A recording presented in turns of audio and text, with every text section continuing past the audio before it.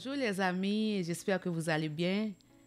En fait, aujourd'hui, je suis là pour continuer avec l'émission La Bible pratico-pratique. J'espère que les autres sujets qui ont été traités précédemment vous ont béni et que vous devenez une nouvelle personne avec plus de maturité spirituelle et que les gens commencent à voir les fruits dans vos vies. Alléluia. Amen. Donc aujourd'hui, on va parler de sujets ce qui s'adresse à tout le monde. En fait, quand je dis tout le monde, si tu as l'image d'une personne, c'est comme tu ressembles à une personne, donc ce message s'adresse à toi. Donc, juste pour te dire, tu as un concessionnaire. Ta vie, là, il y a quelqu'un qui avait conçu cette vie que tu vois, que tu profites, là. Il y a quelqu'un derrière tout ça. C'est Dieu, l'Éternel des armées. Et aujourd'hui, je vais juste faire, comment je pourrais dire, un parallèle entre un objet et ta vie. Donc, je vais parler d'abord d'une voiture. Sûrement, tu as déjà acheté une voiture, tu possèdes une voiture. Si ce n'est pas le cas, peut-être que tu penses t'acheter une voiture, peut-être que tu es très jeune, tu n'as pas encore d'argent, mais dans ton plan, tu veux acheter une voiture. Donc, je veux te dire que ta vie, c'est comme une voiture. Dans le spirituel, ta vie, c'est comme une voiture. En fait, tu vas chez le concessionnaire, tu vas acheter ta voiture, tu vas payer ta voiture. Mais quand tu achètes ta voiture, tu aimes ta voiture. Tu as travaillé fort pour gagner de l'argent pour acheter cette voiture. Donc, tu considères cette voiture précieusement parce que tu as tellement travaillé fort. Je te comprends. Mais même quand c'est ta voiture, mais il y a des règles à respecter. Il y a des instructions pour que tu puisses prendre bien soin de cette voiture. Pour que cette voiture dure longtemps, il y a des instructions. Donc, est-ce que si par exemple, le concessionnaire te dit, ce moteur-là, le moteur de ta voiture, ça roule au diesel. Et puis toi, tu décides de mettre la gasoline. Qu'est-ce qui va se passer? Donc, tu vas briser le moteur de ta voiture. Est-ce que tu vas rendre le concessionnaire responsable? Je ne crois pas. Ça va être ta négligence. Donc, même quand tu aurais une assurance, une protection, mais tu as fait mauvais usage de ta voiture, tu n'as pas pris soin de cette voiture. Et ça arrive aussi que la voiture a eu un défaut dans la conception. Donc, il y a eu un problème. Mais souvent, la maison concessionnaire va rappeler, il va avoir un rappel sur ta voiture. Et qu'est-ce que tu vas faire? Tu vas porter la voiture à la maison, au concessionnaire, pour la réparation, n'est-ce pas? Est-ce que s'il y a un rappel, tu vas dire non, tu t'en fous? Non, tu vas apporter la voiture chez le concessionnaire afin de dépanner, de résoudre le problème, parce que tu veux rouler en toute sécurité, n'est-ce pas? Bon, maintenant, je vais revenir sur ta vie, parce que j'avais dit au début qu'il y a un concessionnaire de ta vie. Donc, je vais lire d'abord dans Genèse 2, le verset 7. L'Éternel Dieu forma l'homme de la poussière de la terre.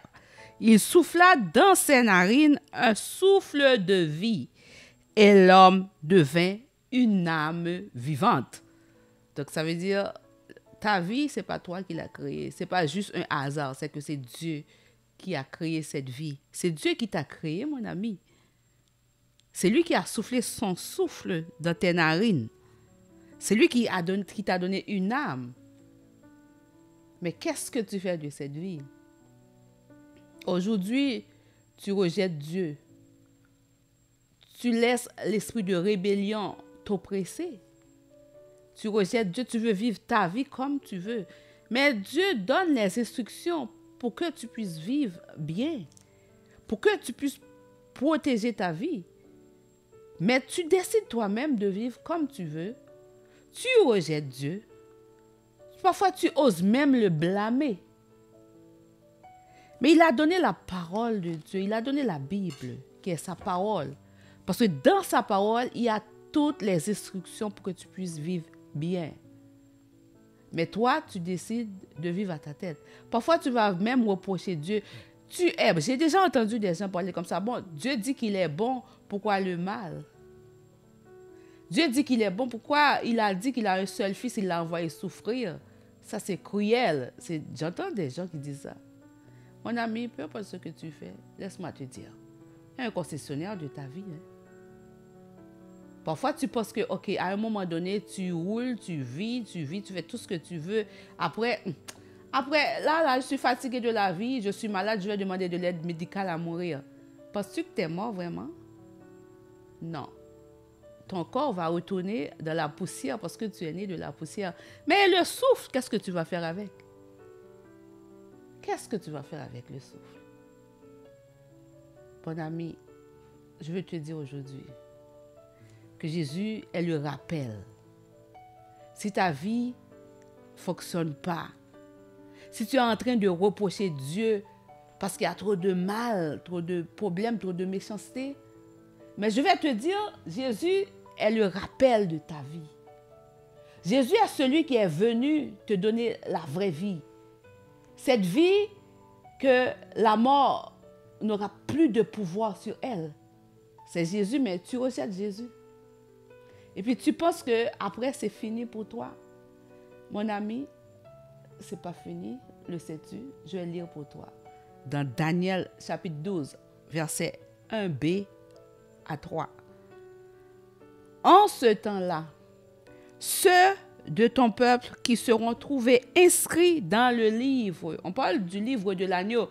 Pour quelqu'un qui veut lire, j'encourage quelqu'un à aller lire le livre Apocalypse. Donc c'est le livre de la révélation, le livre qui parle de la fin des temps dans la Bible. Donc, on parle du livre de l'agneau, le livre blanc, le livre de l'agneau. Est-ce que ton nom est inscrit? Donc, je vais relire. En ce temps-là, ceux de ton peuple qui seront trouvés inscrits dans le livre seront sauvés. Plusieurs de ceux qui dorment dans la poussière de la terre se réveilleront. Voilà, je vais m'arrêter un peu. Parce que tu penses que la mort, c'est la solution. C'est faux. Tu parles de la crémation, on t'a réduit en cendres, mais tu es poussière pareil. On t'a enterré, tu es devenu poussière pareil. Mais je vais te dire, ceux qui dormiront dans la poussière se réveilleront. Ça veut dire qu'il va y avoir un réveil. Même quand tu penses que la mort, c'est la fin, tu sors de la misère. Mon ami, c'est une illusion, c'est pas vrai. OK?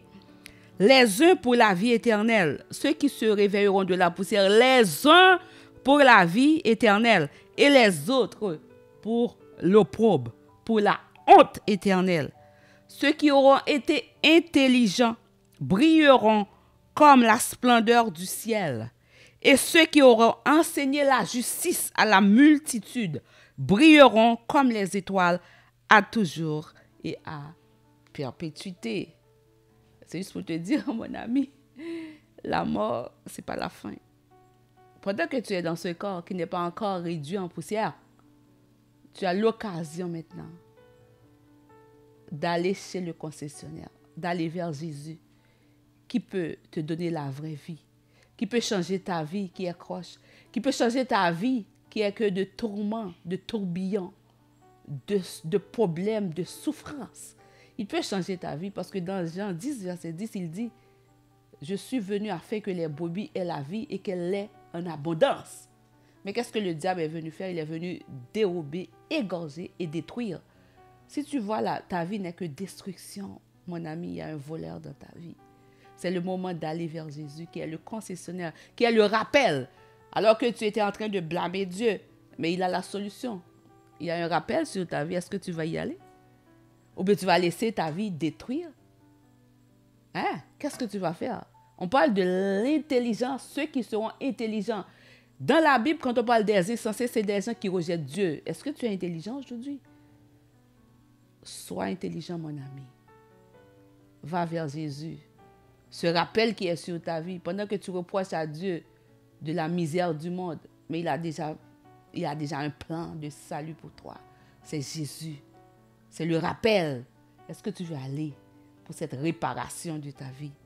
Parce que tu pensais que, OK, j'ai fini de vivre ma vie comme je veux, et puis après, je demande la mort.